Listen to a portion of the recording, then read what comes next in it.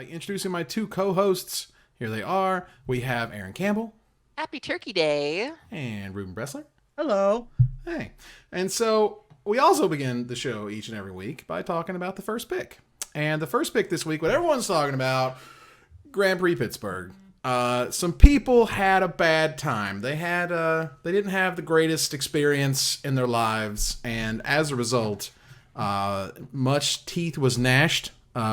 Many complaints were brought, and many of them, based on feedback, seemed to be very valid. So, Aaron, you kind of hinted a little bit earlier about, there's a couple things. One, no sympathy for the people who bought plane tickets but didn't buy their registration. Yeah. Guys, you are being so Ran a little bit ahead. stereotypical Magic player. It's a little absurd. But beyond that, there was this cap that was released and announced Wednesday, 2 days before, yeah. before the event. So that was kind of a problem. Yeah, and there was no mention of a cap before that. If you look at PES's Twitter account, there was nothing for a year. And then this just came up. So this was the first time that people had heard about it. Wow. Yeah. So what made it worse, it was sort of like a cascade effect. So it started off being so they announced this cap.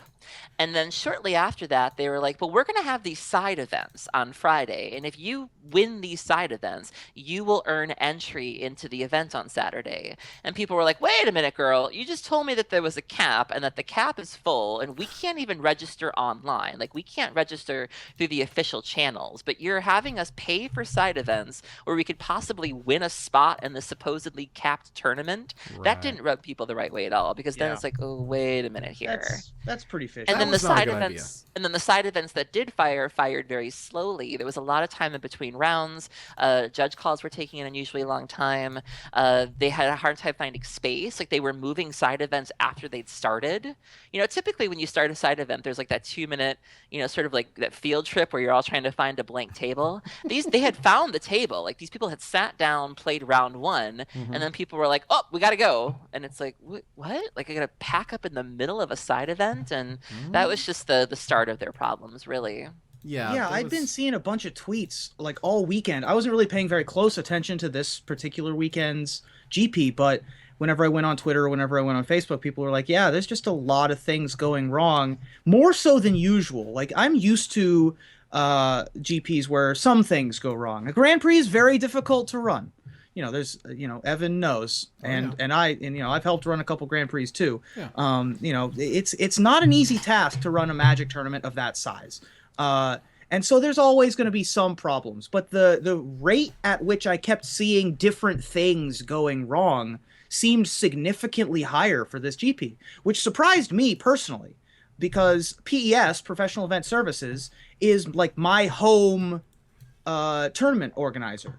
I grew up in Columbus, Ohio, which is where I am right now for Thanksgiving. You'll notice the different background, and by which I mean a background of something that isn't my wall. It's very Wonder Years. I like it a little bit. Yeah. I'm reliving my past. He gets by with a little help with from his friends. Yeah. So I was very surprised that PES, as we call it, I don't know, it's PES, but as that they were having some trouble with this, because they're traditionally very good. Mike Guptill is one of the guys that I assume he still does PES, but he was in charge of PES at the time that I was around the Midwest. They did all of the regional pre-releases back when those were a thing. Oh yeah. They did all the PTQs that were run by the TOs back when those were a thing. They did the first Grand Prix Columbus, back when Flash Hulk was a thing. Oh, yeah. It's they do all those events. And they've been around forever, so I was very surprised to see that they were having so much trouble. Why do you think that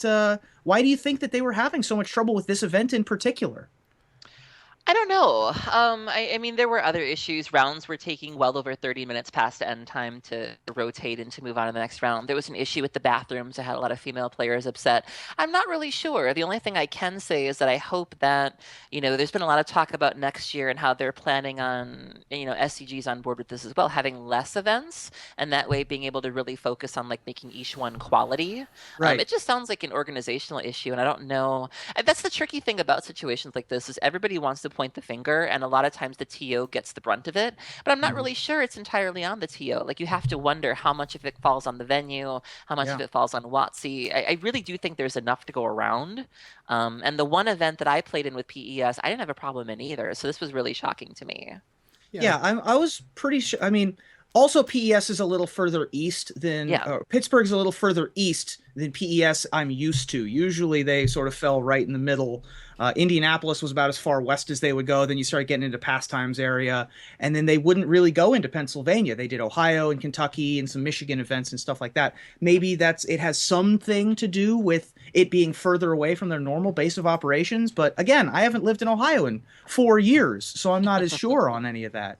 But yeah, I was very surprised by this. I think that the idea of giving or having less events is a good idea. While I was with Star City Games, Star City would only run 1 or 2 GPs a year. And even though they also had the Open Series, GPs are totally a different thing.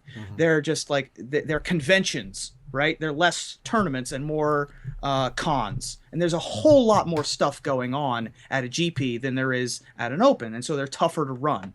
And so giving each individual TO 1 or 2 a year seems like a better idea when I hear it at first blush, because you hear about Star City Games and Channel Fireball often get a lot of the, oh, this event was run so well, why don't they run all of them? Well, if they ran all of them, they'd be terrible, right? is what I think in my head. I don't know that for a fact because I'm a pretty face on the TV box, right? I don't run tournaments for a living, so who knows? Girl. There are a lot of moving parts when it comes to events this size, and I certainly feel and understand how a lot of these problems that I've read about can happen and their experience and how they can impact players. And for those who did go to Grand Prix Pittsburgh, feel free to leave your comment if you're watching the archive on YouTube. I'd love to hear from you guys. I'll link to the Reddit thread so you guys can take a look at it. I think there's some legitimate problems in terms of round turnover and people being confused and things not firing and things being a little unclear.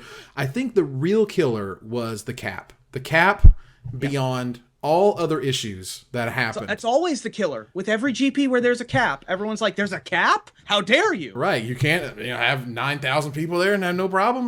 That's a thing. So maybe if it's about, advertising the cap and being very clear up front, so on and so forth, just so people, again, if you book a plane ticket, for God's sake, register for the tournament. I can't. You're just Magic playering too hard. But it's okay. But that does... Go ahead, Aaron. I think the overwhelming issue, you brought up a good point, Evan. I think the bigger culprit is just communication. It didn't seem like, PES had been doing a really good job of quelling a lot of the misinformation that people were getting. And just like you said, communicating the cap. There was an issue with the women's bathroom situation where, they had converted so many of the bathrooms into men's rooms, and then they left us with one bathroom. But the women who were there didn't know about that one last bathroom. So when they were going around, they were like, well, crap, all of our bathrooms have been converted. And PES was like, but there's that one hidden in the place next to the table. And they were like, where? Like, we don't know anything about this. And it just seems like the common thread of all of this is just really bad communication. And we're still seeing that now. GP Oakland just announced that they're having a 2,000 person cap, which they announced on their Facebook, but not on the GP Oakland site. I haven't seen it on Twitter yet. And it's just like, girl, like, if you're going to do this, you need to signal boost. Like, we all need to know that. These things need to be clear as day. Facebook through someone that I know. Yeah. But it's only on the Wizards website, which, as we all know, is unusable, and not at gpoakland.com, which is the website that it's a Channel Fireball run event, right? Yes. Is Oakland. Yes. And so it's not on the GP specific site, which is very usable, which is kind of a big problem. And I anticipate that even though they're announcing it, this is pretty early to announce that there's a cap.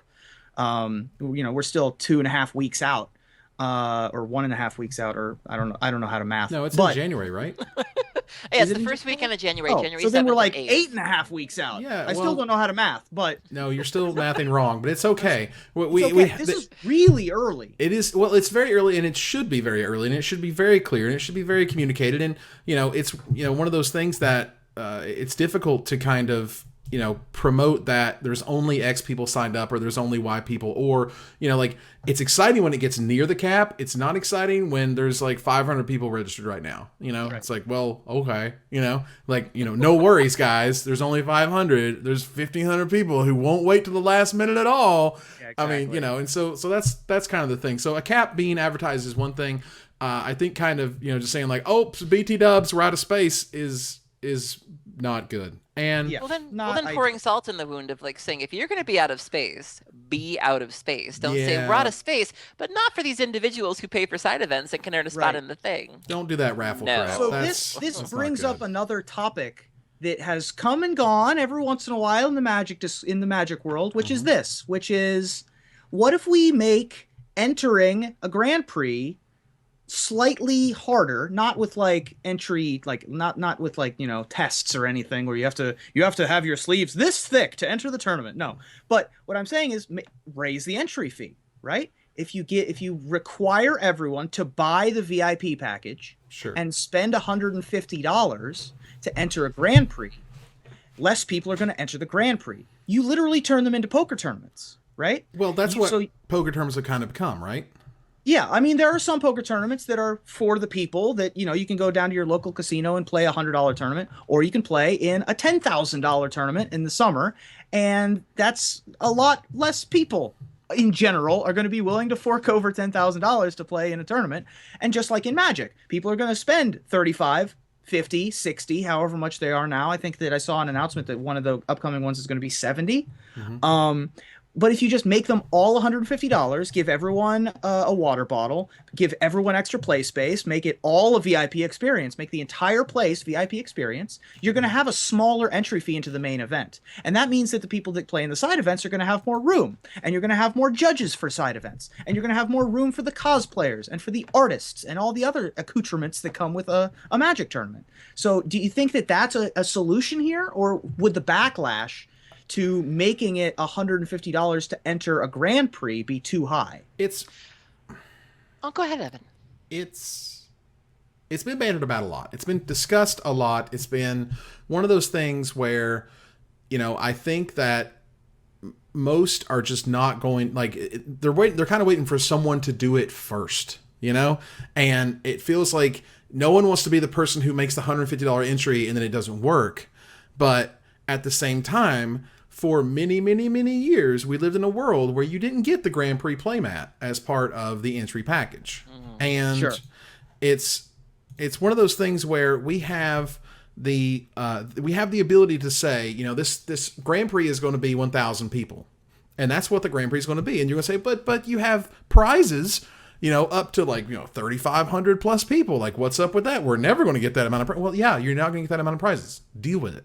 But you are going to get all these sweet promotional materials. You're going to always get you're going to get the playmat and the sleeves and the buttons and the pins and the bags and all this other stuff and all the promos and all that good stuff. And you're going to have lunch. You're going to have lunch catered every single day. You're going to have a nice, comfortable room where you guys are able to play, or a nice, comfortable space that we are able, that tournament organizers are able to plan for and say, this is going to be a great time. You should come out, blah, blah, blah, blah. And ideally those spots get bought up like that, and high five. And you have all the side events that you can boast it be more convention style. You want to show up because all the artists are there, and then you have this cosplayer super cool, and you have these cool events that are happening throughout the day, and so on and so forth. But you're able to say, you know what, like, this is our little this is our Grand Prix, and it's going to be awesome, and we're going to make sure it's awesome, and we're not going to have to, notify you too late that there's a cap. We're not going to have to prepare for too many or too few, and we're going to have the amount of people who are going to be able to run that event the way it should be run. That is the core thought. The thing is, as Magic tournaments get bigger, there are only going to be more of these problems, right? Mm-hmm. And so we've been running into this. There's already a barrier for entry to enter a Magic tournament in the first place. Mm-hmm. Not everybody has $70, and if you need to, drive 5 hours or take a plane flight to go to one of these events, there's already a big barrier for entry into Magic tournaments. Is the barrier for entry being raised a little bit for a little bit more money really that big of a deal? Right, so that's the discussion that I'm kind of trying to instigate here. I just don't know, if My problem is that I want there to be casual players, right? I want there to be new players coming to Grand Prix who want to enter these Grand Prix and be like, yeah, this is expensive, but it's also kind of exhilarating and exciting that this is my first time here. You know, having Grand Prix still be for all the people, not just for the rich people that can afford a $150 VIP package. Because, you know, I'm still not going to buy a VIP package if I don't have to. I'm always going to be the guy that buys the cheapest option. Personally. Well, I think the issue has always been people are wondering what they get for their money, you know, and even me, it's like, you know, I'm somebody who, when they first introduced the idea of VIP, I was like, oh, this sounds really cool. But then you start going to some of these venues and you see that VIP is like some fold-out chairs and a McDonald's cooler full of water. And it's like, we have very different definitions of VIP, you know? But I mean, if you give me, like, if you say up front, like, you're going to pay $150, but this is what you're going to get. If I'm going to get, like you said, the bottled water, if I'm going to get a lunch, if I'm going to get all these things, and that, to me, that's worth $150. What we're getting now for $150, not so much. You know, paying $70 just to enter a GP and getting nothing from that, I can see why people are a little funny about that. But throw in all those perks, I'd pay that. Absolutely. Sure. I mean, again, it's what you're able to provide when you're able to say that everyone is at this high level, so everyone gets the super sweet experience. I understand at the same time that, you know, I want to play $50 and play in an event that gets me the Pro Tour, and I can win all these pro points, and I can get all these cool prizes, and I can play against the best in the world. And, you know, you can't always have it both ways. And I think you're just seeing the growing pains of what happens when the barrier to entry is basically too low, quote unquote, quote unquote, too low. I mean, it's just a case of supply and demand, right? So if we raise the barrier for entry to whatever number it needs to be in order for us to run an okay Magic tournament, right? Well, then whatever, you know. And a lot of people, as we were talking about this before the show, a lot of people go to the Grand Prix and travel from out of town to go to the Grand Prix and not even play in the main event. Right. So, you know, there's a lot of other stuff to do at Grand Prix now, and it's not entirely necessary to have the main event be everyone who comes in the building enters the main event. The flip side of that is, should it be, right? So I think that, you know, on the one hand, you have events like Pitt, right? You have Pittsburgh where things go wrong. But then you have, like, the most recent Las Vegas, where everything went great and there were 10,000 people there. Well, right? I mean, and it had its own small amount of problems. I think there was some issues with side events or something on the one day. But again, it was solved, it was fixed, and by and large, awesome experience. Everyone was happy and high five and so on and so forth. So, So that again, it's a very unique sort of problem, and Grand Prix have a lot of moving parts. It's not as simple as why didn't you just X or why didn't you just Y. It's not always that easy. And to just say, well, we have a judge staff of X people and you want to support another 1,000 people, well, you have to get another amount of judges in order to actually run this thing correctly. So, you know, there's but the idea of the whole, you know, these people who play in side events can get in, I don't like that at all. That sounds ridiculous. Sure. So we're going to move on here and to gather the townsfolk, where we are going to discuss marginally touchy subject. Most people don't like talking about it because it's really awkward and kind of uncomfortable. And that is the issue of counterfeits in Magic. And there are counterfeit cards. There was a person who was DQ'd at GPC TAC for having counterfeit cards. They did not list that person's name, by the way. Which I didn't like, but which I thought was strange. It was super weird. Yeah. So there's counterfeits. They exist. People are finding them. They're buying them on eBay, whether they are being legitimate, like, you know, get your $5 Ace the Mind Sculptors, or they're trying to, you know, sell you a fake Tarmogoyf for whatever it is. And it's one of those issues. I don't think it's going to get better. Like those who are counterfeiting, those who are mainly, you know, a lot of you hear about, you know, so over in China, there's some people who are counterfeiting, blah, blah, blah, blah. It doesn't matter. As printer technology continues to improve, we ultimately care about this paper, and this paper that has things printed on it, and this paper that has ink on it in a certain manner. And if that manner can be duplicated, then you can get to a point where one day you will have a Black Lotus that you can't tell if it's a counterfeit or not, or if you can tell, it has to be by an expert. And I mean an expert, like the people at BGS who are grading cards expert, not like your local shop owner who's seen a lot of cards. You know, it's if once they start passing the UV light test, you know, once they start, you know, stop messing up with the font and the different printer dots and all this other stuff, like that stuff can be worked on, and it is kind of legitimate. So one of the things I thought was interesting that someone brought up in the Reddit thread about it was, you know, this is different than when people take video games that are old and they repurpose them. They give them, you know, they make them playable on the new Windows OS. And, you know, like for example, I play Transport Tycoon Deluxe. That game is 20 years old, but it's super fun, and people have done the work and dug in the code, and they released it out there for free. And so if Magic was dead and these people were printing old Magic cards because Magic no longer exists, that's different. So, you know, it's just like this game. If this game was still being sold in Steam and, you know, on a website and yada yada, and then they just went and took all the assets and gave them away for free, that's a different experience. So that was one really interesting way to think about it. But ultimately, I think it's going to become more and more prevalent as time goes by that, you know, if you're in the market for big, expensive Magic cards where you're spending $500 to $1,000 plus, you're probably going to want to invest in a UV light, and you're probably going to invest in a magnifying glass and pay real close attention to these things, because you could get burned. That's terrifying. Look, to think about. If there's a ton of money in Magic, and there's only going to be more money in Magic as the reserve list cards get further and further away from being printed, as more of them are lost to time and damage, as fewer and fewer people have dual lands for Legacy and for Vintage, as fewer and fewer people have old shock lands and things that people, you know, Mox Diamonds and things like that. More as those get more and more expensive, the need for a black market to supply these people for nefarious purposes is going to get higher. It's just a fact of, you know, if people can make fake versions of Van Gogh paintings, people are going to figure out how to make fake versions of Magic cards. You know, I think that the line is something like, if you have an $83.50 Magic card, it is worth its weight in gold. Right? I think the line is somewhere in there.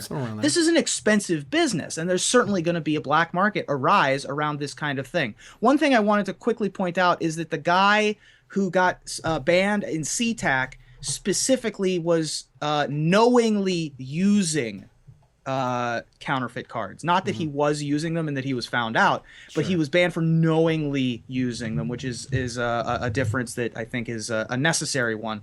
Particularly if you're just a casual trader and you trade for a fake card and then you play it or trade it away later, you're going to be in this really awkward position, right? Right. Whereas if you know that you're using a fake card, it's a whole different story. Right. Aaron? Yeah, this is kind of scary to think about. Like, I was reading this article, I don't know if you linked it or not, Ruben, but, you know, they were saying that as the counterfeits get better, you know, who's to say that you could have a counterfeit and not even know it? And is this the Joseph Dunlap article? Yeah. I linked that in the chat, and he's actually in the Reddit or in the Twitch chat right now. Because he tweeted me. He's like, "Oh my God, you're talking about me."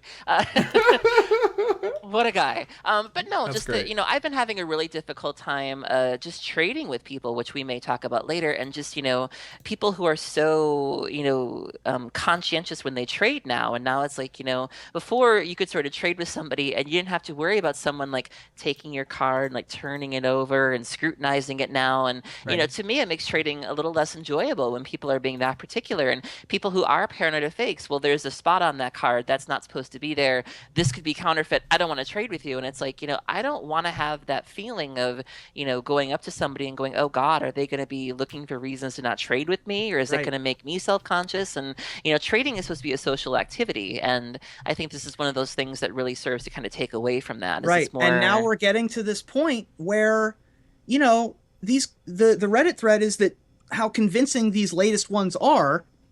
The latest counterfeits tell them apart. You have to look at the dot matrix, like. Yeah, I'm just like over it. Well, there was multiple times. I'm not gonna bring a jeweler's whatever this thing is but called. But someone will. There's going to be that one jerk who does it, and he's like, "Nope, you're." And they're not even a jerk. They're the people who are careful enough, sure, to know what's real. But there were pictures of like the fake and the real. And if you didn't tell me which one was which, I don't know what the font's supposed to look which like. Scalding Tarn is real. Like Joseph has Scalding Tarns are an example, and he says, "Can you spot?" And I was trying to look for like the answer session. You know how sometimes it's like upside down. I'm like tilting my head, going, "Where's the answer?" Like I don't know which one was the fake. Yeah, it's dangerous for sure, and this is a huge problem. No other game has this, right? There's no other. Monopoly doesn't have this, where they're like, "Oh, we just stopped the print run of wheelbarrows." And you should be real careful of the counterfeit wheelbarrows coming out of China because they don't have an economy based on their cards. Yeah. Right? Magic is the only game that's remotely this old that's built a secondary market. Well, and Magic cards have beaten the stock market every year they've existed. If you just put your money in Black Lotuses or Dual Lands or whatever and just sat on it, it's beating your investment market. But at the same time, what is happening in Magic is what happens in unregulated markets. Things go crazy. People do backdoor deals, there's stealing, there's counterfeiting, there's inside information, yada, yada, and there's no regulation. And there are people, at one point, there was articles about this modern deck that were from a tournament that never happened. They just wrote the article to get people excited about some random card that they bought 1,000 of. And so then they could flip them as quickly as they wanted. So that's what happens in these types of things. So it's getting really weird and sometimes scary. Yeah. Look, this is a fake, like an unregulated market that people can turn into American cash dollars, which have real value in the real world. So people are going to do whatever they can in order to in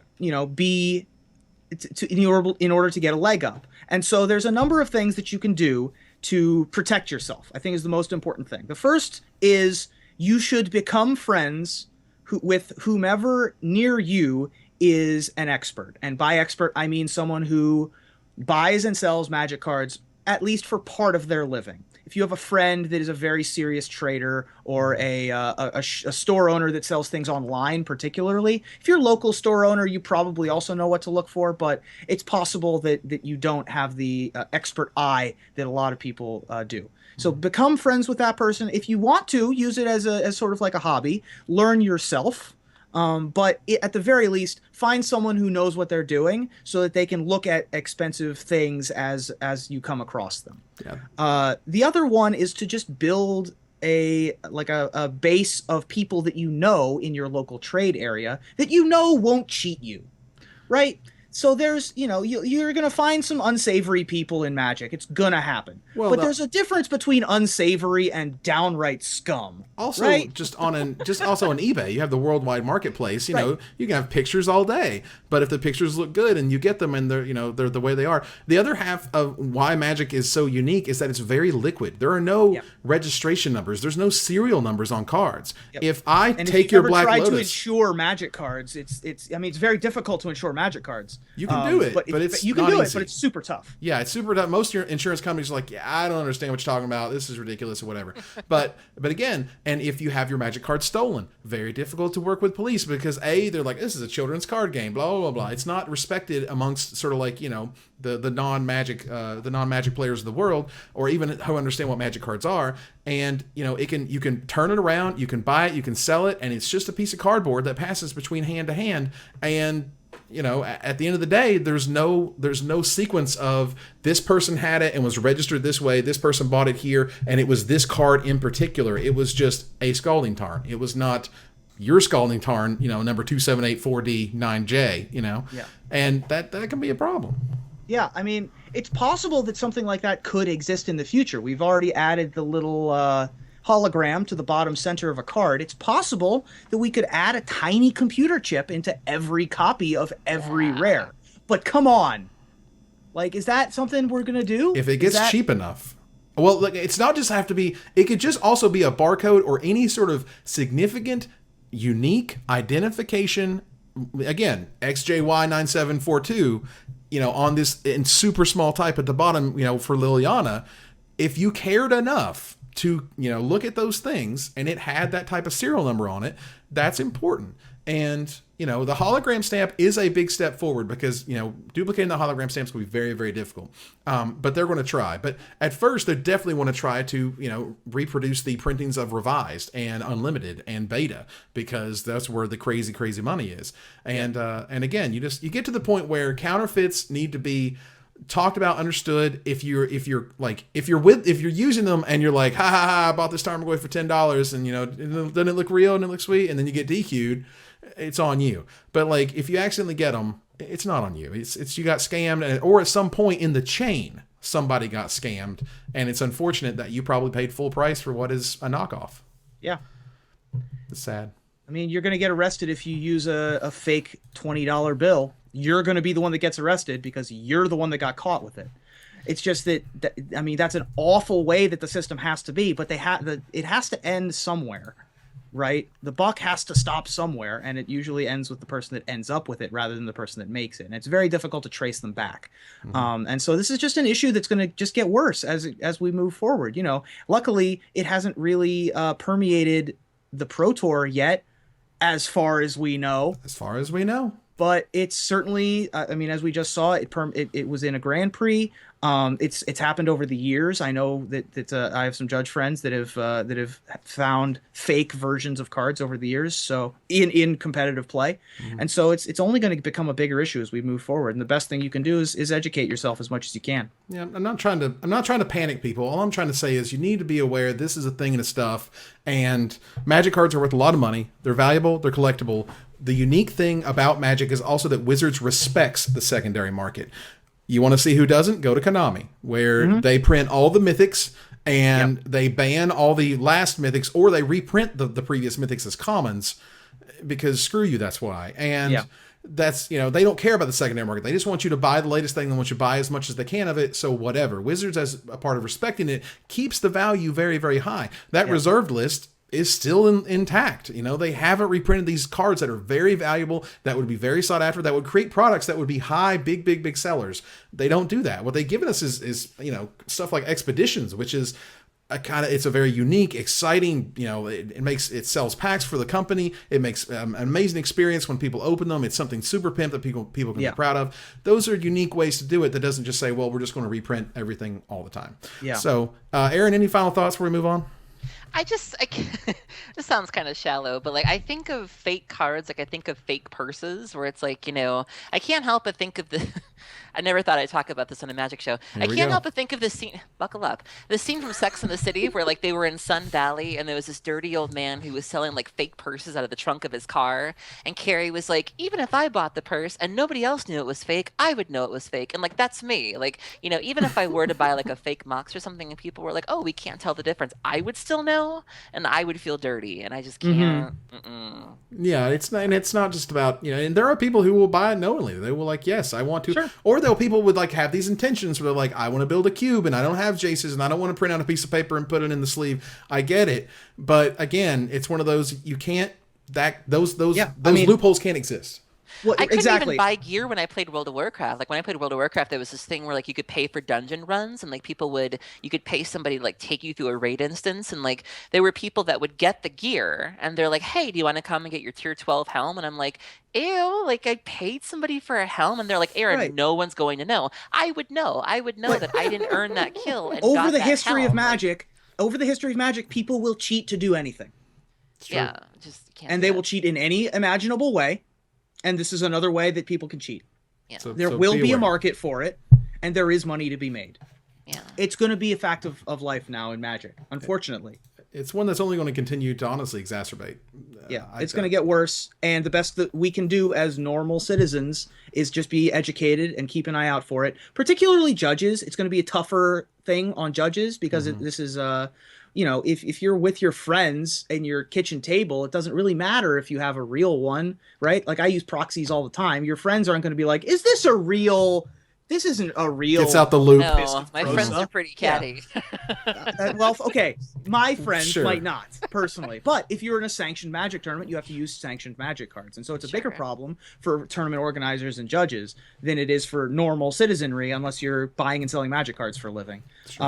So, it sucks, but hey, take the good, you take the bad, and then you get the facts of life. All right, now we've come to Tootie, so we're going to our next segment.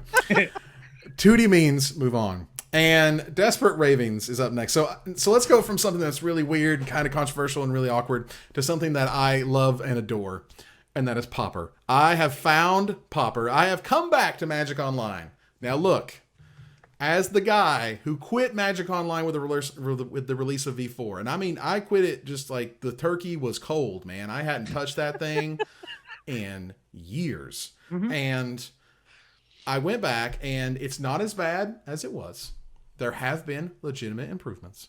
And one of the things that I found was, I wanted to stream, I wanted to make content, but I don't have all the cards, particularly the last couple of years because I wasn't playing. But I did have a bunch of old random commons and uncommons from when I used to draft like crazy. I have like 26 Mole Drifters. It's like, that was my jam. Hey, Mole Drifter, a common. And Ray Rubin knows it's good times. And someone had that in a Splinter Twin deck the other day, and I couldn't believe it. I'm like, what? That's amazing. It's value. So Pauper is here. Pauper Leagues came out today, and I joined one, and I played one, and I got to play one on stream for those who watch me stream. And it was cool. It's just, it's more competitive Pauper. I'm a competitive guy. So what Pauper is it's me being able to sate my competitiveness with something that is affordable. Because as we all know, Standard is stupidly expensive right now, and I can't spend $700 on Dark Jeskai just because I want to tap Jaces and do things like that. That's cool, but it's just not worth it. But I can spend, I don't know, $7, finish out my mono black control. $7. I'm serious. Like the most expensive cards in Pauper, Ancestral Mask from Mercadian Mask, I think it is, because it's played in the Boggle deck. The Gorilla Shaman is one of the most expensive. It was only printed once in Vintage Masters or whatever it was, or Masters Edition something or other. It doesn't matter. They only printed it once, and it's really upsetting. It's like $15. No kidding. Hydroblast and Pyroblast, both anywhere from $7 to $10 each. And those haven't been printed. The most expensive cards in the format. That is correct. And like you back get when I first started, and like Rishadon ports were $15, and I was just like, "There's no way I could afford $60 worth of Magic cards." Today. Are you kidding me? Right. Give me Jovial Queens for 50 cents. That's. Well, you've got, I mean, for example, one of the most expensive cards in one of the best decks. The best deck, sort of by percentage, is Delver, because Delver in every format. Why not? One of the expensive cards in the deck is Ninja of the Deep Hours. It's a little over $2 a piece because no one else. I mean, it's from Kamigawa, so whatever. Of course, I had a million of them because why not? What is there in terms of uninteractive decks? Because you got to sell me on Pauper, but you know me, I don't really like to interact with people. So, like, what is there for someone like me who just wants to do unreal things and not really care what you're doing? Is there anything like that? Probably Rug Tron or a Tron deck in general. Tron decks can find all their pieces and they can get them really quickly, and then they can just use all their mana to do all sorts of stupid stuff, like cast Mole Drifters, for example. You see that happen quite a bit. Basically, you have Delver, you have Mono Black Control.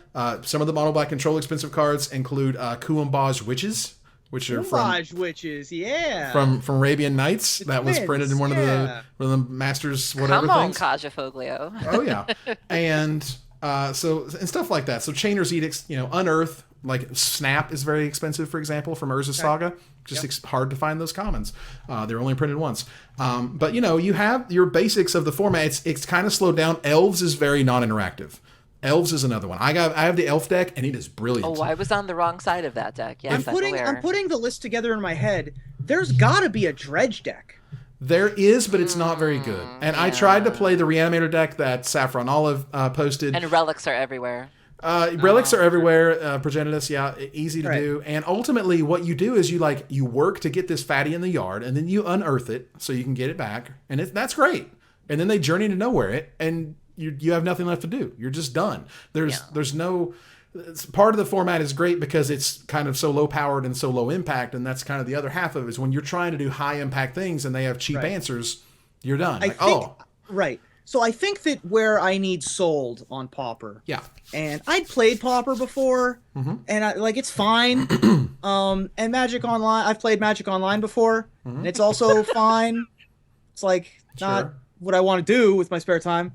Like I'm playing Legendary Cube now, and that's okay. Like I get my fix in, Right. every 3 months when there's something I want to do on Magic Online. Mhm. But in order to become a Magic Online Pauper person, I'm gonna need I need something else. Like why is this? Why would I want to come back to do this specifically? Because you don't want to buy cards in other very expensive formats. You don't want to invest a lot in Magic Online. When you want to invest just enough to let you A, play Magic because it's the greatest game ever made, B, play Magic with like an actual rules engine so you don't have to worry about like X-Mage or whatever random third-party programs. You don't have to interact with those people who don't understand that, you draw 7 cards at the start of the game and you don't have any of those weird arguments. Yeah, there's bugs, but still, by and large, it's all there. It's all Magic. And it's the ability to be competitive at a low price, and they were giving you options to stay competitive at that price. It gives you another reason to be excited about spoiler seasons. When you all of a sudden care a lot about what commons are in the set, it really is a totally different facet as to why you would be excited about a new Magic set. Because normally it's all the rares, it's all the mythics. Oh my god, best thing ever. But you're like, yeah, but did they reprint Ancient Stirrings? It's like, because that's like a big deal. That's a thing, And but you get to really see some cool cards that don't get a lot of play elsewhere, and you get to see the intricacies of a format that is, again, it's just accessible. That to me was the coolest part of it. Is I want to be a Spike, but I don't want to spend $700. And it's easy to get into. Yeah, it's super easy. How, you can build how a bunch much of innovation decks. is there still left, or has it all been solved? It's not been solved per se. They're still brewing. That can happen and does happen. It happens slower because the community is smaller. So what you have is a very That's good. I like that. Yeah, you have a very kind of inbred. The people who like Delver, they love Delver, and Delver's the greatest thing ever. The people who play Mono Black Control, they'll just play it forever. So you'll see a lot of the same decks over and over and over again, and that's fine. But when like Gurmag Angler came out, all of a sudden Pauper just went crazy, and those are big cards that change decks in really significant ways. I mean, Hootie Mandrills, for God's sake. I mean, Hootie Mandrills, Gurmag Angler. I know, right? They do things to these formats. And again, had I been playing Pauper at the time, I'd been like, oh my God, in Pauper, I can play this huge fatty for almost nothing in my mono black deck and blah, blah, blah. That's a different way to think about it. There's a lot of really sort of kind of clever decks that use things like Core Skyfisher to pick up your things. You can play Mulldrifter rules. You can see silly, crazy stuff like Elves, man. I have done some like insane turns from Elves. Let me untap with the Priest of Titania, and I will show you some madness. And it's all using commons. So the first time I played Pauper was a couple weeks ago, and I faced this what the kids call Koldatha control, and it's like red white with like Journey to Nowhere, and then that retrace to make a bunch of Kithkin soldiers. Yeah, Sen's Enlistment. Yeah, Sen's Enlistment. And then it was the most bizarre thing I'd ever seen in my life, and I'm like, what is happening here? And it had like main deck Relic of Progenitus, and it was loopy, but God bless him. Yeah, that's just. I mean, you all of a sudden you're playing Ichor Wellsprings, and you're playing your Core Sanctifiers, killing your own Ichor Wellsprings. So you can draw an extra card, because the advantages in Pauper are so kind of they're inch to inch. So there is that kind of there's that play there where you can outplay your opponent. You can know what they have, like, oh, they have Cloud of Fairy Snap, so I'm going to not do this, yada yada. I mean, there's a metagame like there isn't anything else. And for me, what I found was there's not a lot of, or let me put it this way, there's a lot of innovation I think that's waiting to happen. That people have had some ideas, but they're like, yeah, but I just don't know about the Delver matchup, so I'll just play Delver, or I've spent all my money on Snaps and Ninja the Deep Hours, and I'm in, and this is the deck I'm playing. But when you say I want to play a totally different deck, and I think for less than $20 and all the random commons I had in my account, I built like 4 or 5 decks. There's some super cool, crazy decks. Like I built Burn. Burn's not good because Burn is Evan. like. Now, all right, you want non-interactive? Burn. There you go. Because you're either going to win immediately or lose immediately. I was playing it, and I beat people left and right. You would even tell me to play a burn deck. Hey, you said you wanted non-interactive. I'm telling you do nothing but point things at the face. I have some dignity. I'm back on board. I want to burn people.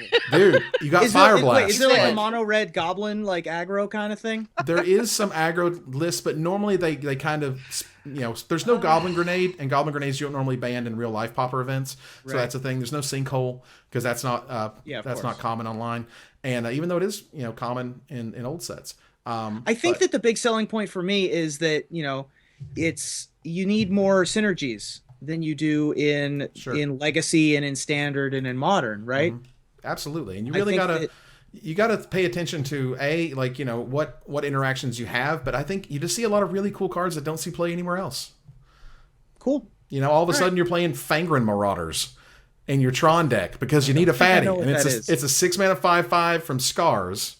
Oh, I do know what that is. Yeah. Tell me. That whenever an artifact dies, you gain 5 life? That's right. Well done. So, you know, that's a card. You're playing it as a 4/of. Why? Because it's one of the most efficient fatties, and whenever you sacrifice your expedition chromatic map, steer, yeah. yeah, you're getting 5 life. That's a big deal. And those are the type of things that, like, don't make any sense in any other constructed format. Sure. And I think that's really cool. So I'll stop gushing about Pauper. It's great. You can see me play it on my stream. Wait, hold on. The pun you just did. I don't think Gush is in the format. Is Gush in the format? It's legal. Wow. Yeah. Well, I thought that was going to be a nice subliminal in there. That pun you just did was nice. Nothing gets past me, man. I'm You're on top of it, dude. I'm goalkeeper of the year over here. Yes, you are, sir. I'm impressed. I would really love to have one of those ropes like in the Looney Tunes cartoons where I could just pull it and an anvil would come down. Just really love that right now. Well, we're going to go infinite, and we're going to talk about an article from our favorite buddy, Saffron Olive, who we discuss multiple times, always. Saffron is fantastic. I think his name is Seth, is that right? But regardless, he's awesome. He makes awesome content. His idea was no reserved list legacy. How do you save legacy? Well, you let Wizards reprint whatever the hell they want, and you take out the reserve card to say, you know what, GG, no Lion's Eye Diamonds, you know, no dual lands, obviously. That's the biggies. But, you know, no Mox Diamonds, no City of Traders, Gaia's Cradles, Null Rods, so on and so forth. But what we have is like super modern at that point, and we have Modern Plus. And how would that work? Wouldn't it just be modern, for example, is the question? But you don't have Force of Will in modern, you don't have Wasteland in modern, and that's a big deal. Is it a world that we need to be in order to let Legacy thrive? Or is Legacy just kind of almost doomed to be Vintage Part 2, where there's like 1 or 2 events a year, and people get really super excited about them because they can take those decks out of the closet and be like, oh, sweet, man, I can finally play my cool, you know, Storm deck or whatever that you just can't do anywhere else because there's no other support for it. Well, I was particularly disturbed by one segment of Saffron's article. So if you go to the Lion's Eye Diamond section, and it says, losing Lion's Eye Diamond would also hurt Dredge. Yes, it would. I think most of us would agree Legacy would survive just fine without the Premier Graveyard deck. Everyone knows Dredge was a mistake. Dredge was a mistake. Young man. It was bad. It was a mistake. I will give your IP address to a Colombian drug cartel if you don't publish a retraction this second. Wow. No, I'm just kidding. I thought this was really cool. You know, I'm somebody who I just started playing Legacy back in June. I really, really love the format. It makes me very sad that so many people think that it's coming to an end, and I'm certainly not a good, judge of that. Like, I can't tell when formats are coming and going, but, I would hate to see this format go away. Yeah. So I do think this is an interesting experiment. I do, however, wonder just how much of a difference it would make. One of the arguments he brought up was that it would lower the cost of decks, and he actually has a chart here where he breaks down some of the more popular decks, and he says, well, you would save 30% off or 40% if you didn't have to pay for things. But here's the problem. When you have a deck like Miracles that costs around $2,800, and if you take away these reserved list cards, you're saving $600, which sounds like a lot of money, but then that means you're still paying $2,200 for Miracles. So, so you can say, oh, you're saving 30%, but you're still paying over $2,000 for a deck, and it's just like you're wondering how much money you're really saving. How much more you're lowering the barrier of entry if you do that, and the truth is not very much. Well, I'm gonna cut to the stat list. Here we go. Which is that Underground Seas are like almost $1,000, if not actually $1,000 a piece, right? Jeez. Lion's Eye Diamonds are very expensive. Candelabra of Tawnos, for those of you High Tide fans out there, that's a big barrier to entry. A lot of those, for Feline Longmores of the world, that's a card that you're allowed to play in this format. Something that most people just have never seen before in their entire lives and are like, that's not a real card. You're not allowed to play with fake cards. And they're like, no, let's not go back to 75 years ago. Right. So I'm allowed to play with it. So as is the case with most of my love of saffron olive articles, the thing I like the most is the stats. And we cut to the stats, and it says that reserved list cards only make up about 7% of the format, and 72% of the reserved list cards that see play in Legacy are the original dual lands. And dual lands make the format so prohibitively expensive to get into. Right. And so if you replace those with shock lands, you're going to have a format that the mana bases look modern, but certainly a lot of the other cards are going to remain the same. Most importantly, you still get your Brainstorms, you still get your Wastelands, and you still get your Force of Wills, right? Sure. So those are the three main staples that keep the format together. And that make them unique and make sure that, you know, certain things don't get out of control and that everything is still kind of hangs together. And that banning reserved list cards, all of them, would drop the barrier to entry into Legacy by about 40%, is what Saffron Olive says. And that's now fine and good. And that's good. That's good enough. It's better than what we have now. And, you know, the most important thing to me is if you don't reprint cards from the reserve list, which, as we've mentioned, they won't, and it's arguable whether they should or not, but they just aren't going to. Eventually, cardboard crumbles and falls apart. Eventually.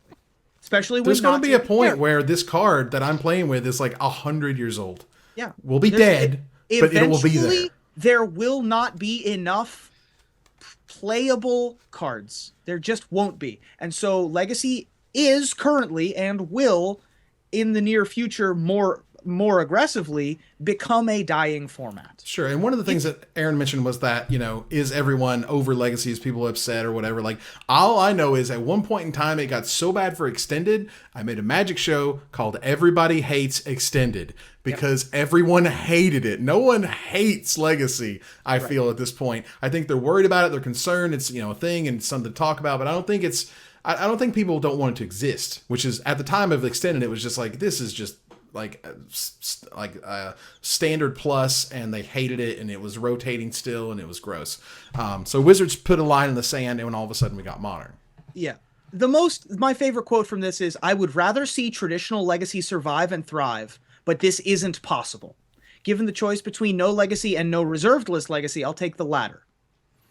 That's a reasonable argument. Sure. Right? So I think that it's worth looking at. I don't think that it's a realistic thing that, you know, the fact that the opinion is out there means that it's on Wizards' radar now. And I'm happy that it's a thing that is theoretically possible. But the likelihood is that it isn't going to happen. But it is a good idea. And I think that you know, when in the segment like Going Infinite, the question is, how do we save Legacy, right? Because it's sort of dying a little bit. I love watching Legacy, but people also like watching Vintage. And there aren't a lot of just, you know, Vintage tournaments happening all the time, right? Right. It's going to be more of a spectacle and less of a thing that people actually do. And so I would prefer that not to happen. I think Legacy is a sweet format and would like to see it continue and survive and thrive. And this is one good way to make it to make it survive at least a little longer. And I think that there are a number of other things that they could do to make Legacy the barrier for entry to be lower, for it to be more popular. But, you know, it's difficult because Magic doesn't really care about Legacy, unfortunately. They don't make any money from it because they make money by selling packs. Wizards doesn't care because they don't make any money from they make all their money from packs. They don't make any money on the secondary market, so who cares about Legacy, right? So I think that's one of the major problems, and I think that this is a really elegant solution to a lot of that. It allows them to aggressively reprint things. We'll see if it happens. You know, I think you got to get to the point where when decks now cost the amount of a used car, you don't want decks to keep going into like a small mortgage. And, you know, which I think Vintage has already been there. It's there. They understand it. They respect it. It's great because there was a point in time, this was even many years ago, because, oh my God, I'm old. It's almost 10 years ago now. At the Invitational, I borrowed Power 9 from someone who was very generous to allow me to do so. And there's this like it's like almost this weird feeling of like, oh my God, I'm playing with like museum pieces. Yeah. You know, I'm playing with like some of the most expensive, most absurd, most powerful, most rare. I mean, you know, it's like, it's this incredible feeling. And that's cool. It's nice that that feeling exists, but you know, it's incredibly rare. And I don't want to pay Right. $6,000 to keep having that experience. Right. Anything, I would like- I would never present my deck to my opponent. Oh, I just, you know, I shuffled with care and I blew the dust off the I would top call of a it. judge every time and say, Judge, this is worth more than everything else I own. Please be careful with someone else's baby. Okay, so yeah, so moving on here, we're going to talk a little bit about passing the salt. It's been a while since we had to pass the salt, but Aaron, you're gonna give us the salt and you're going to talk to us about it. Tell me what's going on. Okay, so this is actually a good segue because we've been talking about like the conditions of cards and the value and things like that. And I have started participating in Puka Trade again, which is the service that allows you to trade with people all over the world. So if you have cards you're not using, you can sign up for Puka Trade, and each card has a value of points. And then when you send the card and the person receives the card, you get the points, and it's really lovely. So I've been piecing together my standard deck with the help of Puka Trade, and for the most part, it's been a really positive experience. But something's been happening quite a bit lately that I just don't understand. And I've never been what I call a condition junkie. If I was really coarse, I would say a phrase like condition Nazi, but I'm not going to do that. I just did, but oh well. And, you know, people who are just really, really anal about the condition of cards. So I'm the type of person where I'm just going to put it in a perfect fit. I'm just going to put it in a deck protector. I don't really care. I just don't. And I was expecting an Ugin the other day, and the young man sent me a message, and he was like, I have an Ugin, but there's a spot on the back, and you're probably not going to want it, and I'm really sorry for asking. And I'm like, why would I not want it? Like, send me your Ugin. Like, come on. And I've received a number of messages from very paranoid users who, you know, who would love to trade me this card, but they're terrified of what I'm going to say to them, and that I might not want it, or I'm going to think they're, you know, that there's something wrong with them for treating their cards this way. And so I tweeted it, and I was like, is this really a thing? Like, do people really turn down cards because there's a speck above the second I in damnation? And my Twitter feed erupted and was like, I would demand a 10% discount. I would demand pictures and things like that. And like, I just think it's incredibly petty that this is a thing where, you know, you're going to demand a discount from some poor bastard in Poughkeepsie because there was a speck on the card. Like, come on. And, Yeah, but you know, I don't live that life. I don't understand this concept of making people feel bad over minor things. You're just going to play with the card anyways. Who cares? And so don't get before Ruben talks about fruit, because I'm waiting on the fruit analogies, I'll just say that I wasn't gonna, but now I have to. now you got to Bring talk it on. about fruit. So you have, if you were to pay, it's basically, are you going to pay full price for something that has some amount of wear or tear on it? No which I matter what won't it is. notice because it's in a double fit and a deck protector. And that's understandable. However, it's one of those that if there was something, so you bought a car, and we're just extrapolating, but we're saying if you bought a car and there was something that was wrong with it, like some wires were hanging down, you know, down there in the under the dashboard or whatever, and it doesn't really bother you, don't give a crap. But at the end of the day, it's not what that car's supposed to look like. It's not what that condition's supposed to be in that you expected it to be in. So as we're just talking about now, we're talking about how cards are so expensive. Cards are worth so much money. Well, part of the reason that they have that full value is that it's so hard to find a near mint beta card. Like, it is insanely hard to find a near mint beta card. Is very difficult to find a near mint unlimited card. And as you move back, prices vary wildly based on if it's a near mint, which is right up here, and if it's a non near mint, which is way down here. So, you know, if you got a few scuffs on your sinkhole, you're out hundreds of dollars, or whatever it is, or scuffs on your Black Lotus. You can extrapolate it however you want. So what they're doing is doing this like microcosm of that particular thing, where they're saying that I bought a candy bar and a piece was missing off the top of it, just a little tiny chunk, but who cares, right? You still got your Hershey's. But they cared because if they kept that chocolate bar and one day 10 years from now they tried to sell it, well, because it has that chunk missing, they're not going to get their full price for it. So I sympathize with the idea that people are sticklers for it. Obviously, the people who deal with these cards, they really, really care, as I think they should. But that to me is, there's a point saying, like, you want to get what you pay for. Like, did you pay full price for the items that you just mentioned? I don't really pay for cards. You So don't, they no, were no. just- I mean, did you pay the full puka points? Did you give them everything that they asked for? Yeah. Okay, and that to me is you are a rare person in that regard, in that if there's something wrong with the card, it's hard to say, I want you to give me the near mint price. But it's so because it's minute not. that if that person hadn't told me, I would have never known. Like, I literally got it, shoved it in. I think I have it on my desk right now. Mm-hmm. You know, it just doesn't faze me like that. Or I'm like, really? Like, where was it? I don't see it. And I just don't like that. I think that's petty. And that's saying a lot coming from me, because I'm like the founder of Team Petty. And like, if I think something's petty, it's petty. Like, Wow. don't. Reuben fruit? Give me your fruit, Reuben. Come on. Right. Ignore the other two people on the podcast for a second. Just pretend they didn't introduce my part of this argument with fruit. And just let me talk about fruit for a second without you being destroyed by these people's belief that my argument is unreal. All right, so when you go to the store, when you go to the grocery store, and you look at a vegetable or you look at a fruit, there's a whole pile of perfectly shaped, non-rotten, perfectly colored fruit there. And you still will pick through it looking for the ones that are the most perfect. Because that's what we're conditioned to do. As humans, we want the most perfect, the shiniest, the best versions of things. The same is true for comic books. The same is true for coins, for coin collectors. The same is true for magic cards.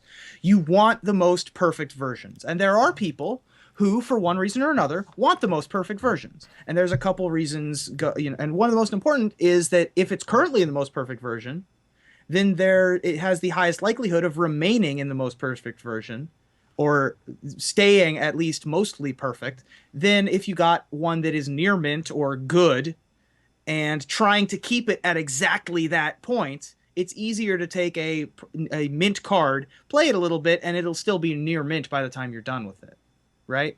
So I think that's sort of where I'm coming from with this, which is that, you want to be able to play with your toys as long as you can, and the likelihood is that that's going to come from the better conditioned cards, and those deserve to be more expensive. But you don't get brownie points for winning a PPTQ with near mint cards. Like, nobody cares about that. It's did you have the card? And that's fine. And if I buy a mint card as opposed to a near mint card, I expect a mint card rather than a near mint card, because that's what I paid for. If I'm playing in a tournament, I could care less. It could be covered in Sharpie. My 2-year-old cousin could have teethed on it, and I don't care playing it. But if I'm buying it, or if I'm spending some sort of capital like puka points to get it, I want to be able to get what I'm paying for. In the tournament, it doesn't matter. In the tournament, we just have I could different play with standards of quality, where it's like I said, if it's something as minuscule as like a speck over the second A of something, I couldn't care less. If it was something that was clearly there was a huge crease in the middle, I'm with you on that. But it's things that I feel are insignificant that I'm not going to, that's not a hill that I really want to die on. And I guess I'm just surprised the number of people that are willing to wage war over specks and, angles and hues and ugh. Aaron, you have a very unique outlook regarding that, because just for example, when Reuben was talking about fruit, and you're like, we have been conditioned to want the perfect fruit, you're like, I don't care. And I'm like, that's very rare. Usually, and this is almost unique to American society, because we have the power of choice. And I tell you, if you don't think so, go overseas. I went to Europe. They ain't no Walmart in Europe, y'all. They have one brand of peanut butter. Yeah, that's it. You like this? You like Skippy? I hope so, because all you got Skippy. Way full of peanut butter options. It's ridiculous. I mean, Walmart. What in the United States, over 70% of the peaches grown in the United States don't even make it to the supermarket because of beautification standards, and that's what they're called. Yeah, beautification standards. That's what we're conditioned for as Americans. Right. And I'm back on my fruit thing. Sorry. We're back to the fruit. So if I see a bunch of bananas, and one of them might have a black or a brown spot on one of the other ones versus being perfect in all other aspects, I ain't going to buy it. Because why? I have the power and the ability to look for the most perfect thing and to have the most perfect thing for my dollar. And to not have to settle for something that is less than 100%. Not 99, not 96, 100% perfect. I have been conditioned, I have been spoiled in that manner. And there's a lot of talk about, us being spoiled, like, maybe there's a few leaves bad on the lettuce head, but you can just pull that off and it's a 100% fine, head of lettuce. Sure. But if I'm looking at it and I see those brown leaves, I'm moving on because I can. So when you live in a world like that, it's hard to say, well, you're selling me something that's supposed to be 100%. It's 97. What's up with that? That's the thing. What we're saying is, Aaron, you're not wrong. We're not wrong. But it's okay. We're both allowed to. We're allowed Absolutely. Absolutely. And I'm not mad. And I'm just not sure I remember, want salt on my fruit analogies anymore. Or there ain't no Walmart or in spoiled vegetables because we're spoiled. Oh Hey. my God. All right. So we're going to move on. We're at the end of our show. We're at the finisher. The finisher this week is, well, this Thursday, that would be tomorrow, actually right now, for what it's worth in Eastern Standard, is in the United States of America, we celebrate the time in history that we Americans like to think. We very nicely asked the Native Americans to have a delicious Butterball turkey and stuffing dinner with the Pilgrims. It was all great, and they were all high-fiving each other. Yeah. Nowadays, we saw that on the Hallmark card. Nowadays, we use Thanksgiving to celebrate what we Americans are thankful for. So as a Magic player, what are you most thankful for? Ruben. Well, personally, I am thankful for sarcasm, without which I would have no career. Nice. Saw what you did there. Aaron? I, of course, am thankful for Reed Duke, which I only mentioned because we are flying into Sugarloaf tomorrow to have dinner with the Duke family and cuddle up for the parades and drink mulled apple cider out of some mugs that Andy Boswell made. At least that's what we'll be doing in my head. Right. Oh, well, he crafts them with his guns. He just he puts the clay up there and he just. It's like Ghost, where he just sits behind you and you're like, oh my God. All right. So I'm thankful for cards that look good, but turn out to be not so great, because I will sign Warren Instigators and Time Reversals to the day I die. Perfect. People know about those cards who have never even seen the show. Seen the episodes, yeah. Yeah, not even seen the episode where I talk about it. They just heard about it. Did you hear about this guy who went completely nuts over this thing and it was crap? Will you sign one, please? Make it out to me. do you want to sign my crab card? Nice. And that ends, ladies and gentlemen, another episode of Magic Mike's. Thank you guys very much for joining us. Thank you, Aaron. Thank you. Thank you, Ruben. Happy Thanksgiving. I am thankful for you both. You guys are awesome. Aww. Thank you very much for joining me. Thank you. I appreciate it. So we're going to move on to our final slide here.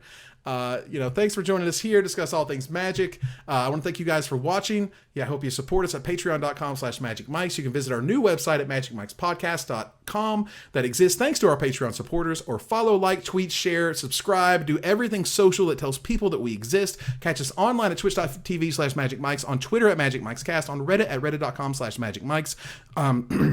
Reddit.com/r/magicmics. It's a subreddit. And on Facebook at facebook.com/magicmics. Talk to us privately at magicmikespodcast@gmail.com. Follow the audio-only podcast at Follow the audio-only podcast at magicmikespodcast.libsyn.com. This is weird. Or find us on iTunes, or join us here next week. Same time, same place, for another episode of Magic Mikes. Good night, everybody.